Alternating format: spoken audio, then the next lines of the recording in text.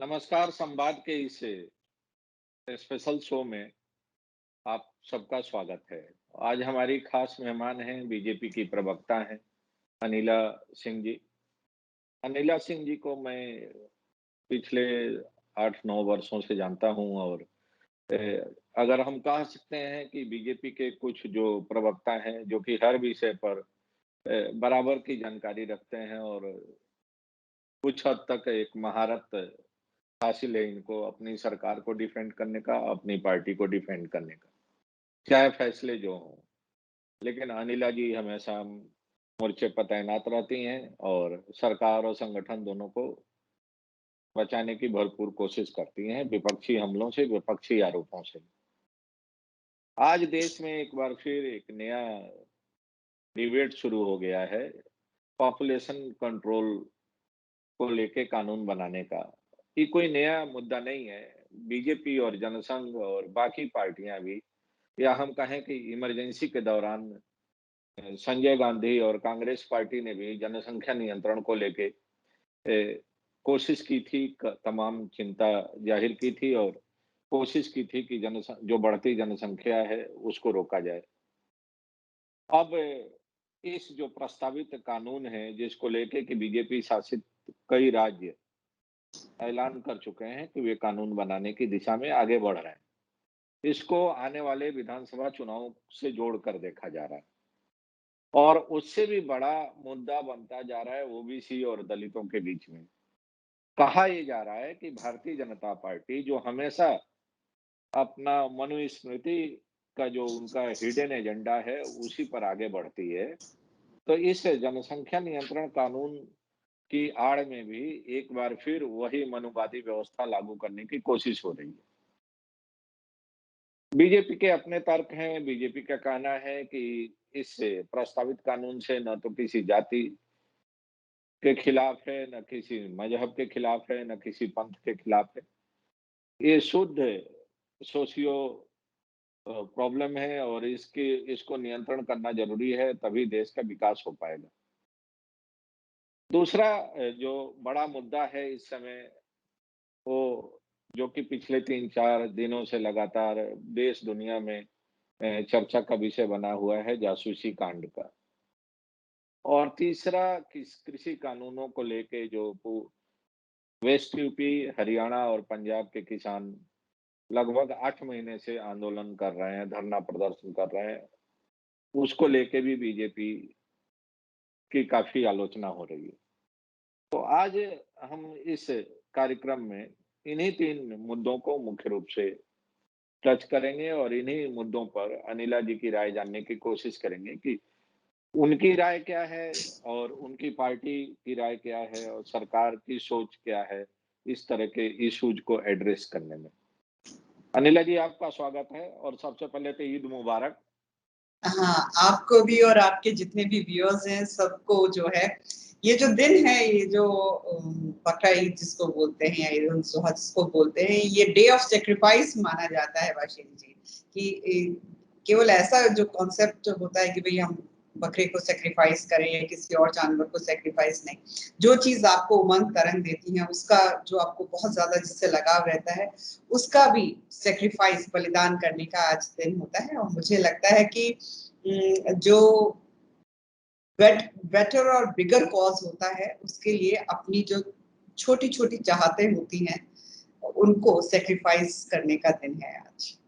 बहुत अच्छी शुरुआत की आपने और मैं इसी चर्चा को थोड़ा और आगे बढ़ाता हूँ कि जो बात आपने कही है कि आज का दिन सैक्रिफाइस का दिन है और अ, आज के दिन एक हम सबको शिक्षा मिलती है कि बेटर काज के लिए, बेटर उसके लिए अपने जो पर्सनल इंटरेस्ट्स हैं, अपने जो पर्सनल व्हिम्स हैं, उसका सैक्रिफाइस अगर आवश्यकता पड़े तो कर देना चाहिए।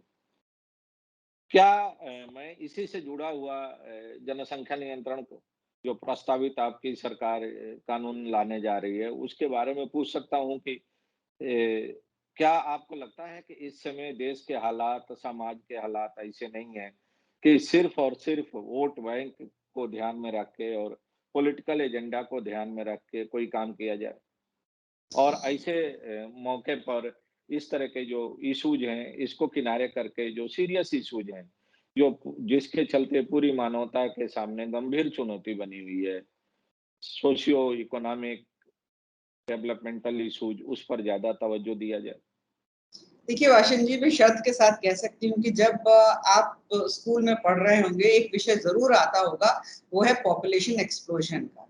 क्योंकि जब मैं भी पढ़ रही थी तो तब भी ये आता था और ये लगातार आता रहता है। अब हम लोग को पढ़ाया जा रहा था कि भी किस प्रकार से population explosion has become a problem for India.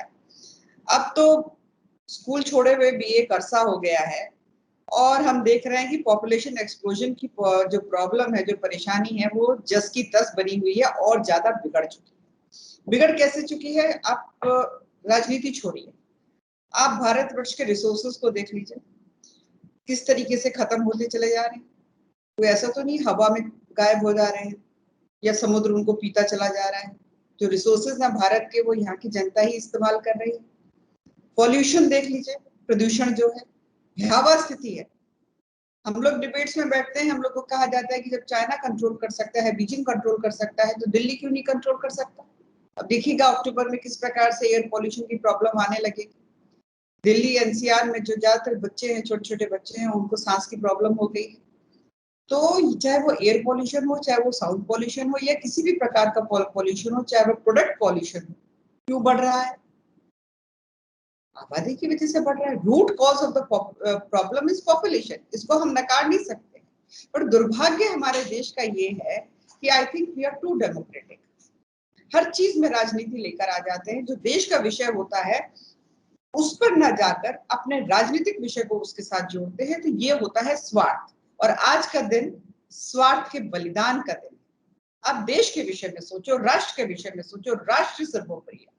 मेरी पार्टी भारतीय जनता पार्टी हमें यही सिखाती है, सबसे प्रथम राष्ट्र है, उसके बाद कुछ और। राष्ट्र नहीं है तो आप कहां से रहेंगे? और आज की अगर डिमांड कहा जाए तो चाहे वो राष्ट्र के लेवल पर हो और चाहे मेरा प्रदेश उत्तर प्रदेश जहां से मैं आती हूँ, जो अपने आप में एक देश की तरह है। तकरीबन 25 करोड़ की आबादी है। विश्व में केवल 3 देश ऐसे हैं जो उत्तर प्रदेश से ज्यादा आबादी रखते हैं, बाकी जितने हैं वो हमसे कम रखते हैं। और ये कहा जाता है ना वाशिंग जी, जितने भी चद्दर है उतने पांव पसारी, नहीं तो आपके पैर बाहर निकल जाएंगे। यहाँ पैर बाहर निकले पड़े हुए। अब रशिया को देख लो, उसका जो एरिया है, क्षेत्रफल है हमसे 5 गुना, आबादी 15 करोड़।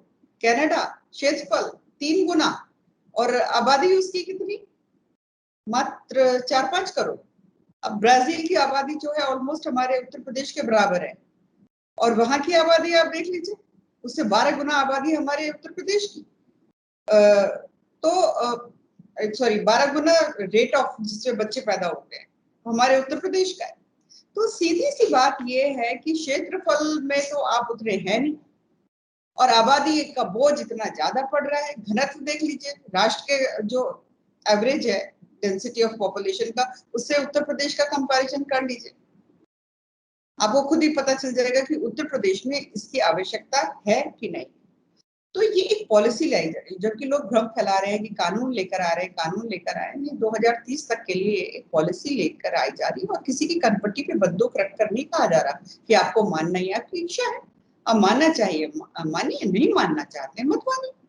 किसी को नहीं कहा जा रहा कि आप जो है अगर नहीं मानेंगे तो आपको उठाकर उत्तर प्रदेश से बाहर फेंक दिया जाएगा। ऐसा तो कुछ नहीं हो रहा है।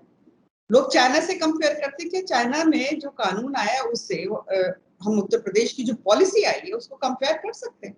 वहां तो भयावह था। हमें मालूम है कि किस प्रकार के दृश्य देखने को मिला करते थे जब बहुत मजबूती से इस कानून को चाइना में लागू किया जा रहा था।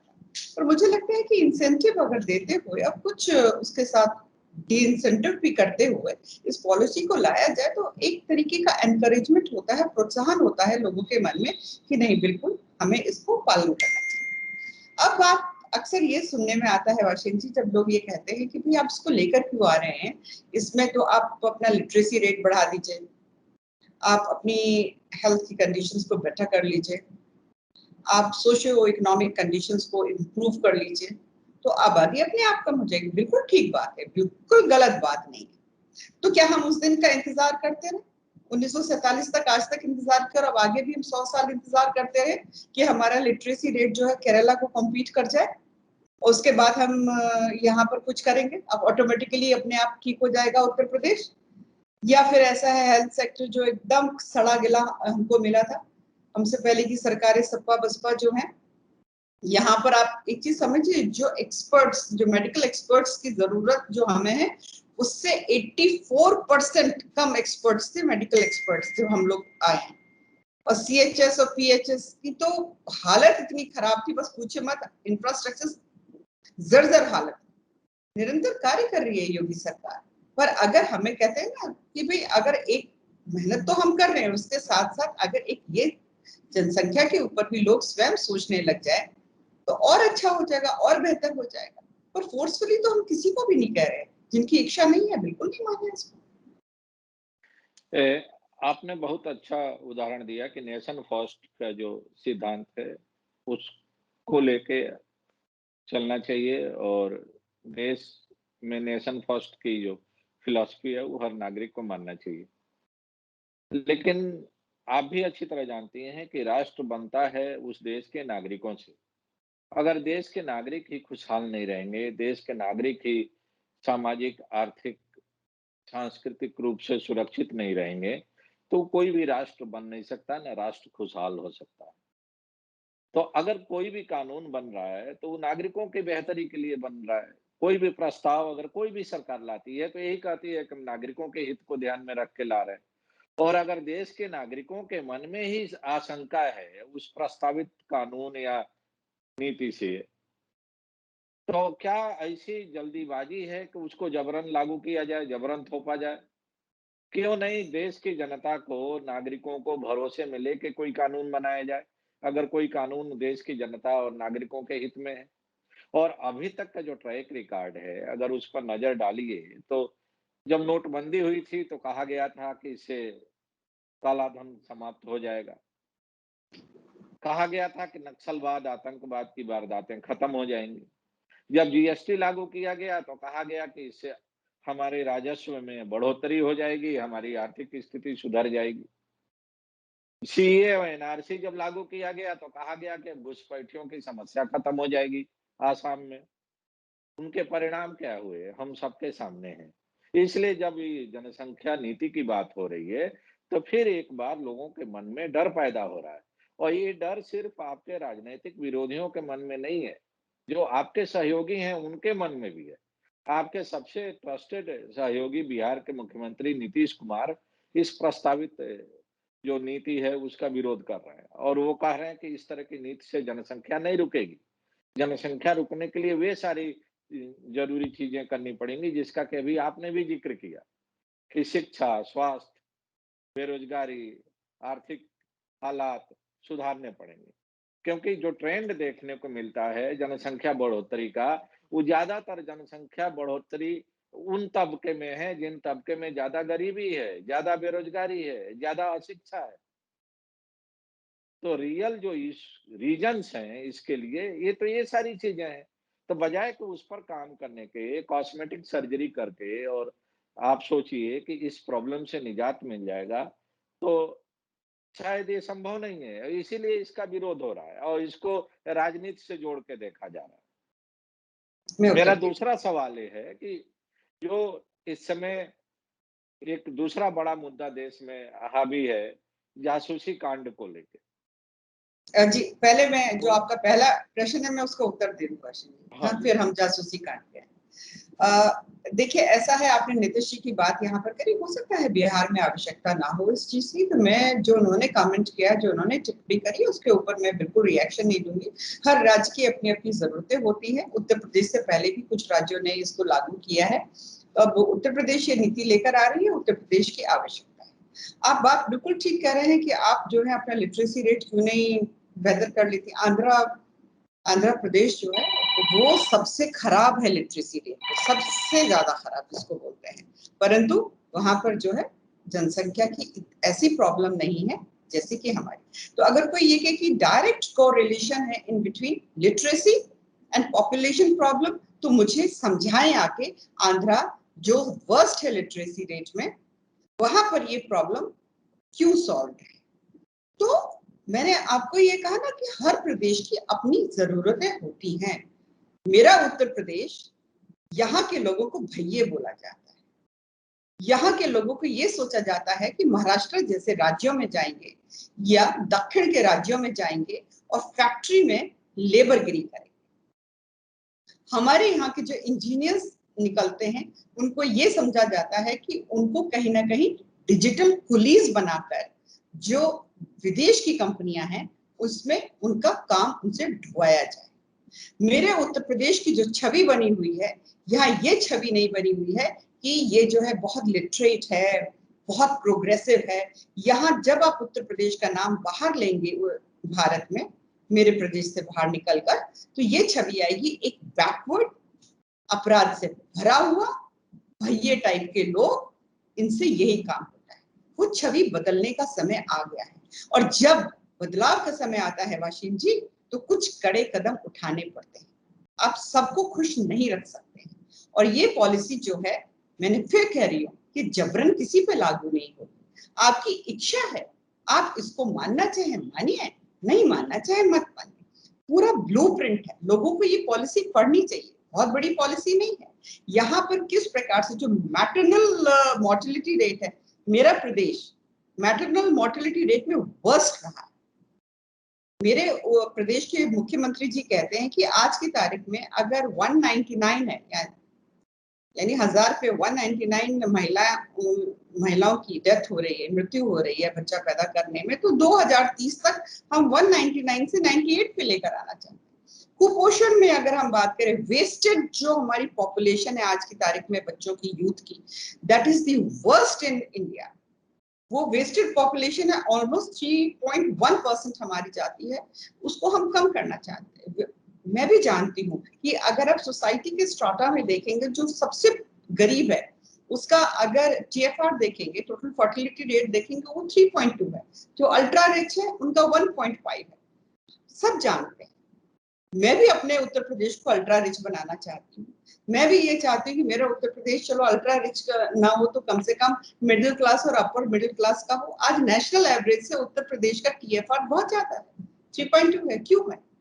क्या हमारा अधिकार नहीं है, या हमारे उत्तर प्रदेश के लोगों का अधिकार नहीं है कि वो एक बेहतर क्वालिटेटिव लाइफ को जिए, केवल क्वांटिटी में ही रहें और लेबरर बने, और महाराष्ट्र की सरकारें जो है हमें जब चाहे लताड़े मारें, निकाल दे, कह जाओ वापस उत्तर प्रदेश? नहीं, उत्तर प्रदेश का वासी उत्तर प्रदेश में रहेगा, उत्तर प्रदेश जो है उत्तम प्रदेश बनेगा। और कोई भी कदम उठाना पड़े, मुख्यमंत्री जी योगी आदित्यनाथ जी जानते हैं कि किस प्रकार से ओवरऑल ऑल क्यूमुलेटिव तरीके से कैसे उसको आगे बढ़ाना है। अनिला जी, आपने जो जवाब दिए हैं इसमें कई तरह के खुद कॉन्ट्रडिक्शंस निकल के आ गए। एक तरफ आपकी सरकार दावा करती है, सैकड़ों करोड़ों रुपया खर्च करती है विज्ञापनों पर, और कहती है कि देश में सर्वोत्तम प्रदेश है उत्तर प्रदेश, डेवलपमेंट के मामले में, हेल्थ सर्विसेज के मामले में। अभी प्रधानमंत्री जी बनारस गए थे तो वो तारीफ करके आए कि कोरोना महामारी से लड़ने में उत्तर प्रदेश ने बहुत ही अच्छा काम किया है। देश में सर्वाधिक बेहतर परफॉर्मेंस उत्तर प्रदेश का रहा। और दूसरी तरफ आप कह रही हैं कि मेडिकल केयर में और बाकी चीज़ों में उत्तर प्रदेश बहुत ही फिसड्डी है नेशनल लेवल पर। तो ये दोनों चीज़ें एक साथ कैसे चल रही हैं? क्या मैं मीडिया बताती कंजम्पशन के लिए अलग और ग्राउंड नहीं, रियलिटीज़ के लिए अलग? मैं बताती हूँ। जैसे मैंने कहा कि 2017 में हम आए, सत्ता में आए, हेल्थ सेक्टर जो है छुपा हुआ नहीं है। क्या बुरा हालत था, बच्चों के वैक्सीनेशन का बुरा हाल था, चमकी बुखार, और जो कि खास तौर से पूर्वांचल की तरफ होता है। और जब हम सत्ता में आए थे, किस प्रकार से गोरखपुर में बच्चों की मृत्यु हुई थी, जो इन्फेंट्स थे, इन्फेंट मोर्टेलिटी हुई थी, उसको लेकर बहुत हो हल्ला हुआ। और ये सत्यता है, क्योंकि बच्चे वैक्सीनेट होते नहीं थे। आज 100% बच्चा वैक्सीनेट हो रहा है, मिशन इंद्रधनुषी से लेके। तो इसमें कोई दो राय नहीं है। आज की तारीख में आप आबादी, जितनी हमारी आबादी है उसके हिसाब से काम देखिए, मुख्यमंत्री जी की प्रोग्रेस देखिए जो 4.5 साल में उन्होंने काम की, कंपैरेटिव एनालिसिस इन परसेंटेज आप कर लीजिए, तो आपको दिखाई दे जाएगा कि पूरे भारतवर्ष में अगर सबसे ज्यादा काम किया है, काम हुआ है, तो वो उत्तर प्रदेश में हुआ है। आपके यहाँ एक योगी बैठे हुए हैं, उनको अपनी पार्टी अपना परिवार नहीं पालना है। तो यहाँ पर मैंने आपको बताया ना, हेल्थ सेक्टर जो है जिस तरीके से प्रोग्रेस कर रहा है, मैंने आपको उदाहरण दिया, 84% कमी थी हमारे मेडिकल एक्सपर्ट्स की। मेडिकल कॉलेजेस 70 साल में कितने बने, और अब हमारा देख लीजिए एम्स कितने बने, 2 एम्स तैयार हो गए। चाहे इंफ्रास्ट्रक्चर ले लीजिए, चाहे आप हेल्थ ले लीजिए, आप चाहे महिलाओं का विषय उठाकर देख लीजिए, कोई भी विषय उठाकर देख लीजिए, मैं तो ओपन चैलेंज करती हूँ, जितना काम 4.5 साल में हुआ इतना उत्तर प्रदेश में कभी भी नहीं। और आस्था को देख लीजिए, हम लोगों को गालियों की तरह सुनाया जाता है कि आप लोग राम भक्त हैं। जो स्यूडो सेक्युलर्स हैं, मतलब मैं दूसरा धर्म तो छोड़ दूं, जो स्यूडो सेक्युलर है वो बड़े आए राम भक्त वाला टाइप, जो ताना देते हैं, हाँ है भैया राम भक्त, बिल्कुल है, लड़ाई लड़ी है हमने राम मंदिर बनने की, और बहुत गर्व से कहते हैं। आप लोगों को गर्व ने मौका देखकर, अब जा रही है ना प्रियंका वाड्रा, क्यों काशी जाना चाह रही है, हम चुनाव आता है मंदिर मंदिर घूमेंगे, नाटक नौटंकी की मैं ब्राह्मण हूँ, मैं वैश्य हूँ और मैं दलित हूँ, और फिर चुनाव होते गायब। बीजेपी ऐसा नहीं करती वाशिंग जी। लेकिन अब तो आपके वहां से भी कहा जा रहा है कि अब की बार ओबीसी सरकार कैबिनेट बनती है तो उसमें मंत्रिमंडल का ब्रेकअप जारी किया जाता है कास्ट वाइज। इसके ये पहले नारा बताइए, लगता था अब की बार बीजेपी सरकार, फिर नारा लगा अब की बार मोदी सरकार, अब नारा लग रहा है अब की बार ओबीसी सरकार। तो ये सब कंपल्सन क्या है, क्यों हो रहा है? अगर योगी जी इतना बढ़िया काम कर रहे हैं तो उत्तर प्रदेश में योगी जी के नाम पर क्यों नहीं वोट मांगा जा रहा? मैं तो उस ओबीसी के दिन नाम पर क्यों राजनीति हो रही है? मैं उस दिन का इंतजार कर रही हूँ वाशिंग जी, जब ये कहा जाए इस बार महिलाओं की सरकार उस दिन का इंतजार कर रही हूँ। हाँ, दूसरी बात आपने कहा कि योगी जी को परिवार और पार्टी नहीं पालना है, तो क्या आप लोगों की नज़र में जो परिवार वाले हैं, जो गृहस्थ जीवन में जी रहे हैं, वो क्या समाज के निठल्ले, निकम्मे लोग हैं? सारी प्रॉब्लम की जड़ वही है जो परिवार की ज़िम्मेदारी निभा रहा है? आप सोचते हैं मैं ऐसा कुछ कहूंगी क्या? मैं खुद एक परिवार वाली महिला हूँ, ऐसा नहीं। पर स्वार्थ देखे ना, यादव जी का की जो पार्टी है समाजवादी पार्टी, फिर मुलायम सिंह यादव जी, अखिलेश यादव जी, शिवपाल यादव जी, रामगोपाल यादव जी, डिम्पल यादव जी, धर्मेंद्र यादव जी, अक्षय यादव जी, क्या है ये परिवार नहीं है? इसके बाहर यादव जी को अपने परिवार के बाहर के यादव नहीं दिखाई देते हैं? तो सीधी सी बात यह है कि अगर आप मतलब मैं कांग्रेस का जिक्र यहाँ इसलिए नहीं कर रही हूँ, अभी उत्तर प्रदेश में उनको बहुत लंबी लड़ाई लड़नी है, अभी दिखाए जमीन अमीन उनकी कुछ है नहीं। तो यहाँ पर अगर आप परिवार, मतलब आपके ही परिवार में सारे काबिल बैठे हुए हैं, बाकी सब निकम्मे बैठे हुए हैं, तो मैं तो कहूंगी कि यहाँ पे आप सैफई में आप महोत्सव मनाते हो, बॉम्बे मुंबई से आप हीरो हीरोइनों को बुलाते हो, कलाकारों को बुलाते हो, यहाँ तो रंगोत्सव मनता है, दीपोत्सव मनता है। और आपको खराब लगता है कि भाई अयोध्या में क्यों दीपोत्सव मन रहा है, काशी में दीपोत्सव क्यों मन रहा है, मथुरा वृंदावन में रंगोत्सव क्यों मन रहा है? तो भाई हम तो ऐसे ही, हम तो अपने धर्म और संस्कृति पे बहुत नाज करते हैं, सबका सम्मान करते हैं, सबको साथ लेकर चलते हैं। अगर अगर आप ये कहें कि आपको अपनी धर्म और संस्कृति पे गर्व है, हाँ जी बहुत बहुत है, और खुलकर। अनिल जी, वेस्ट यूपी की क्या स्थिति है? किसान क्यों इतने नाराज हैं बीजेपी से? और खास तौर से जाट बिरादरी क्यों नाराज है? आपको लगता है जाट बिरादरी नाराज है?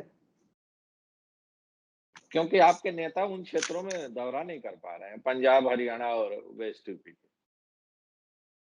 नहीं, देखिए ऐसा है, मैं आपको बताऊं, उत्तर प्रदेश में तकरीबन 130 सीट ऐसी हैं वाशिंग जी, जहां पे डायरेक्टली इनडायरेक्टली जो है, 120 तो डायरेक्टली जाट जो है वो इन्फ्लुएंस करता है वोट्स को। और जाट एक ऐसी कौम है वाशिंग जी जो वोट डालती भी है और डलवाती भी, इन्फ्लुएंसर्स होते हैं। और अगर मैं पूरे उत्तर प्रदेश की बात करूं, जबकि हम पूरे उत्तर प्रदेश से जाटों को कोई मतलब नहीं है, पश्चिमी उत्तर प्रदेश में है ये, तो करीब 8% है, और पश्चिमी उत्तर प्रदेश में देखें तो तकरीबन तकरीबन ये 18% 18 to 19% पश्चिमी उत्तर प्रदेश में की आबादी का ये है। और आप 2019 का देख लीजिए, 2019 में ऑलमोस्ट 91% जो है जाट, उसने बीजेपी को वोट किया। 2017 देख लीजिए, 2014 देख लीजिए, एक मुश्त जाट ने भारतीय जनता पार्टी को वोट किया। और आरएलडी जो अपने आप को बहुत बड़ी ठेकेदार समझती है जाटों ने उनको टोटली नकार दिया, क्योंकि वहां पर भी परिवारवाद है। यानी चौधरी चरण सिंह जी महान किसान नेता थे, हम सब उनका सम्मान करते हैं। उनको चौधरी अजीत सिंह ने एक जाति विशेष का नेता बनाकर छोड़ दिया, इससे बड़ा दुर्भाग्य नहीं हो सकता। उनके बाद अजीत सिंह आ गए, अजीत सिंह के बाद जयंत चौधरी आ गए, और इन लोगों को केवल इस चीज की लालसा, हमें कहाँ किस जगह कैबिनेट में जगह मिल जाए, हमें क्या मिल जाए। क्या इन्होंने किसानों के बारे में सोचा? क्या इन्होंने जाट कौम के बारे में सोचा? बिल्कुल। जाट कौम जो है बहुत स्वाभिमानी कौम है, किसानी खेती भी करते हैं, और हर परिवार में आपको ज्यादातर एक व्यक्ति जो है आपको डिफेंस में भी मिल जाए, उस प्रकार की कौम है। तो और हाँ, जाट के लिए सर्वोपरि उसका राष्ट्र होता है कि वो धरती पुत्र है, वो सरहद पे भी अपनी ड्यूटी कर रहा है, और हल चलाकर, ट्रैक्टर चलाकर, अन्न उपजाकर वो देश का अन्नदाता भी बना हुआ है। तो मुझे लगता है कि उसको जो ठेकेदारी करते हैं उनकी वोट्स की, वो समझ नहीं पाए या टेकन फॉर ग्रांटेड ले लिया। बीजेपी ने उसको मान सम्मान मिला, और हमने देखा एक मुश्त जो है 1991 में भी एक मुश्त डाला था जाट ने, वोट डाली भारतीय जनता पार्टी। अब हम आ जाते हैं कि किसानों का जो आंदोलन हुआ, तो क्या पश्चिमी उत्तर प्रदेश के किसान, जो कि मेजॉरिटी में मैं बोलूं जाट किसान, अगर क्या नाराज है? देखिए, यहाँ की अगुवाई जो है राकेश टिकैत जी कर रहे हैं। सरदार बीएम सिंह जी ने शुरुआत करी थी, और मेरे ख्याल से सरदार बीएम सिंह एक ऐसे व्यक्ति हैं जिन्होंने गन्ना किसान के लिए बहुत लड़ाई करी है और खातों में पैसे पहुंचवाए हैं। राकेश टिकैत जी को मैं पलटू टिकैत बोलती हूँ। अब मैं पलटू टिकैत क्यों बोलती हूँ और क्यों कर रहे हैं ये किसानों की अगुवाई, हमें अच्छी तरीके से पता है। और जाटों का तो नेतृत्व ये बिल्कुल नहीं करते हैं, कभी जाटों का इन्होंने मतलब जाट नेता के रूप में ये कभी नहीं आए हैं, और ना ही जाट इनको अपने नेता की तरह स्वीकारता है। तो पलटू टिकैत इसलिए मैं बोलती हूँ कि सबसे पहली बात तो ये है कि पश्चिमी उत्तर प्रदेश गन्ना किसानों का क्षेत्र है, कॉर्पोरेट फार्मिंग यहाँ पहले से हो रही है, और यहाँ पर जो गन्ना पेमेंट का एक सिस्टम है, अपने जो शुगर मिल जो क्षेत्र की है उसके साथ जो अंडरस्टैंडिंग वहाँ के किसानों की रहती है। यहाँ गुड़ मंडी आपको ज्यादा दिखाई देगी, वो सारी भी चीजें। पर मैं कौन खामा खा करके राकेश टिकैत जी जो है वो बीच में कूद गए थे। अब पलटू टिकैत का ये देखिए, जब 20 सितंबर को ये कानून आए, तो 23 सितंबर को ये गए हमारे योगी आदित्यनाथ जी से मिलने के लिए। उससे पहले इन्होंने अखबारों में खूब छपवाया, खूब बाइट दी, बहुत ही अति सुंदर कानून आ गए, बहुत बढ़िया कानून आ गए। बाबा टिकैत की आत्मा को भी शांति मिली होगी, इससे अच्छे कानून नहीं हो सकते। किसानों के दिन फिर जाएंगे और अच्छे दिन आ जाएंगे। जब ये 23 को मिले हैं योगी आदित्यनाथ जी से, 24 तारीख को या 23 तारीख को ऑफिशियल गवर्नमेंट ऑफ यूपी के ऑफिशियल हैंडल से ये आया कि ये आए, मिले हैं, और इन्होंने बहुत तारीफ करी है, और ये कहा है कि उत्तर प्रदेश में महिलाओं की के साथ सब कुछ अच्छा हो रहा है, किसानों के साथ सब कुछ अच्छा हो रहा है, बहुत अच्छा माहौल है। ये पलटू टिकैत ने खुद के ये इनके स्टेटमेंट्स हैं, ऑफिशियल स्टेटमेंट्स हैं, नकार नहीं सकते हैं। तो फिर कैसे पलट? अभी कहते हैं हम जो है राजनीति से दूर रहेंगे, हर राजनीतिक मंच पे दिखाई देते हैं, बंगाल पहुंच जाते हैं, हर राजनेता इनके मंच पे चला आता है, तो आप राजनीति से दूर कैसे रहेंगे? ये जितने के जितने ये अपने आप को किसान नेता बना के बैठे हुए, चाहे दर्शन पाल हो, चाहे ये हो, चंदूरी हो, आप देख लीजिए, क्या राजनीतिक दलों से जुड़े नहीं रहे? ये स्वयं जो है 2014 में चुनाव लड़े थे आरएलडी से, अमरोहा से 8,000 मात्र वोट मिले थे। तो ये तो इनकी स्टैंडिंग है जाटों को लेकर। जाट, मुझे ये लगता है कि थोड़ी स्वाभिमानी कौम होती है, पश्चिमी उत्तर प्रदेश में बहुत डोमिनेट करती है, और जाट को ये समझ में आता है वाशिंग जी कि अगर इस भारत में आज की तारीख में सबसे ज्यादा राष्ट्रवादी कोई दल है, राजनीतिक दल है, तो वो भारतीय जनता पार्टी है। तो अगर उनको थोड़ी नाराजगी भी अगर किसी बात से होगी, तो वो नाराजगी जो है वो भारतीय जनता पार्टी जो उत्तर प्रदेश में है वो प्रॉब्लम जो भी है वो सारी सॉर्ट आउट हो जाएगी। मेरे हिसाब से कोई प्रॉब्लम ऐसी है नहीं, और अगर फिर भी उनको कोई नाराजगी है बिल्कुल बात की जाएगी, वो प्रॉब्लम्स को सॉर्ट आउट कर दिया जाएगा। और हमारे साथ जाट कल भी थे, वो आज भी रहेंगे। आरएलडी जो है समाजवादी पार्टी के साथ गठबंधन में है, अभी है।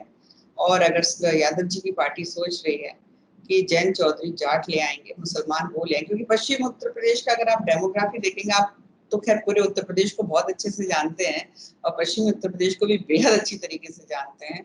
यहाँ की डेमोग्राफी में अगर आप देखेंगे तो जाट, मुसलमान, यादव ज्यादा नहीं है, 1.5% के करीब है, और दलित ये डोमिनेट करते। तो यादव जी की पार्टी वालों ने सीधे सीधे गणित लगाया ये सोचते हुए कि भाई जैन चौधरी जाटों पे ले आएंगे, मुसलमान हम ले आएंगे, थोड़े से यहाँ पर यादव है, बाकी तो हम कैंडिडेट जो खड़ा करेंगे और पश्चिमी उत्तर प्रदेश पे हम अच्छी तरीके से सीटें लेकर आ जाएंगे। मुझे लगता है ये गुणा भाग इनका काम नहीं करने वाला है, क्योंकि जाट जो है 2019 में, 2017 में भी हमारे साथ था, 22 में भी हमारे साथ ही रहने वाला है।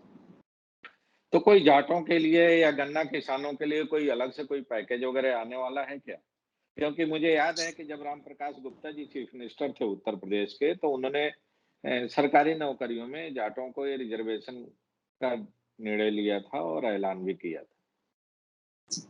और उस समय बल्कि मजाक भी चल रहा था कि आप जाट बिरादरी से ही चौधरी लक्ष्मी नारायण जी हुआ करते थे मथुरा के, शायद उनके 10 से 11 बच्चे उस समय हो चुके थे। तो ये जो जनसंख्या नियंत्रण कानून है, इसके बाद और गन्ना किसानों का अभी तक भुगतान नहीं हो पाया है। इन हालातों के रहते हुए भी और कृषि कानून भी आपकी सरकार वापस नहीं ले रही है। आपको पूरा भरोसा है कि जाट बिरादरी पश्चिमी उत्तर प्रदेश, हरियाणा और पंजाब में बीजेपी का साथ देगी? ये आपने देखिए एक बात ठीक कही कि जो पश्चिमी उत्तर प्रदेश है, हमारा जो कल्चर है और संस्कृति जिसको बोलते हैं, खाना पीना उठना बैठना, ये सब जैसे हरियाणा से हमारा बॉर्डर लगा है, दिल्ली से लगा है, तो एक तरीके से देखा जाए हरियाणा, पंजाब, कुछ राजस्थान, दिल्ली, पश्चिमी उत्तर प्रदेश, काफी कुछ एक दूसरे से रिश्तेदारियां भी, काम धंधा सब इकट्ठा ही होता है। जहां तक 3 कानून का सवाल है, देखिए 3 कानून जैसे मैंने कहा ना, पश्चिमी उत्तर प्रदेश में तो ये सेटअप पहले से ही जारी है, यहाँ के लोगों को बिल्कुल बिल्कुल नहीं इफेक्ट करने वाला है। अभी भी एमएसपी पे सारी जो खरीद होनी थी, सारी खरीद हो चुकी है। और मैंने बताया ये तो गन्ना बेल्ट है, यहाँ तो ये जो कॉर्पोरेट फार्मिंग एक तरीके से पहले से ही यहाँ पे चल रही है, कि ये जो पलटू टिकैत है ना, इनको अपनी राजनीति करनी, अपने एजेंडा सेट करना है। आज आप गाजीपुर बॉर्डर पे चले जाएंगे, 50-100 से ज्यादा लोग नहीं दिखाई देते, क्यों नहीं है वो? अनिला जी, कहा तो ये जा रहा है कि राकेश टिकैत भी आपके हैं और बीएम सिंह भी आपके हैं। झगड़ा इसी बात का है कि दोनों में करीब कौन है ज्यादा बीजेपी के।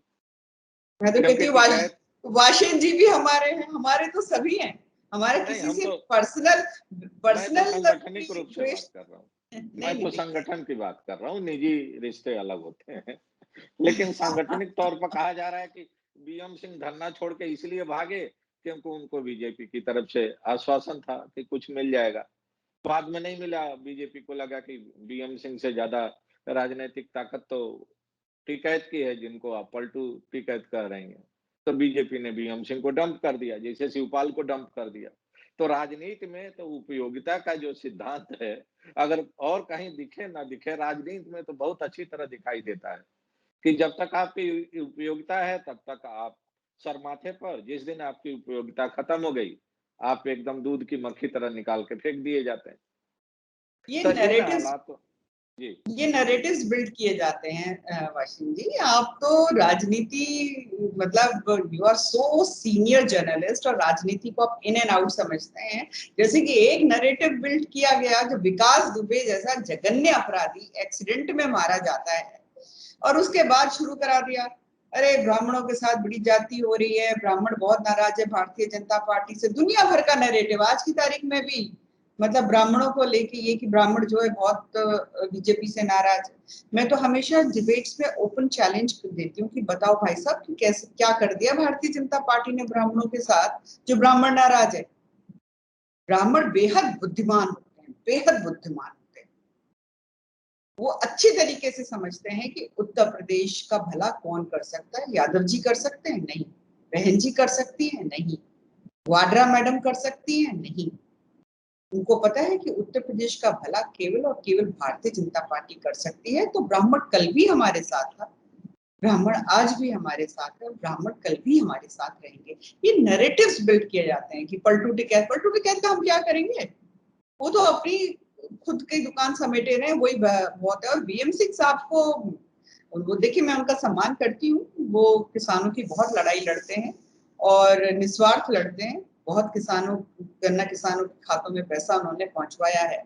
अब उनका और राकेश टिकैत जी का आपस में किसी प्रकार का कंपटीशन है तो वो जाने, क्योंकि ये सब जो अपने को नेता बोल देते हैं ना, किसान नेता, जहां शब्द नेता आ गया तो वहां पे मुझे वो सामाजिक सेवा समझ में नहीं।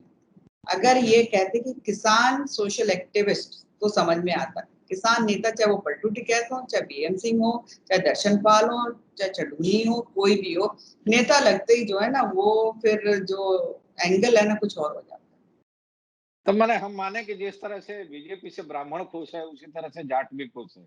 आप ये कहना चाह रही हैं कि जाट और ब्राह्मण दोनों बीजेपी से खुश हैं आज की तारीख में? तो सबका साथ सबका विकास करते ही हैं राशिद जी, इसमें तो कोई दो बहुत-बहुत राय है धन्यवाद। बहुत-बहुत धन्यवाद। Thank you. नमस्कार।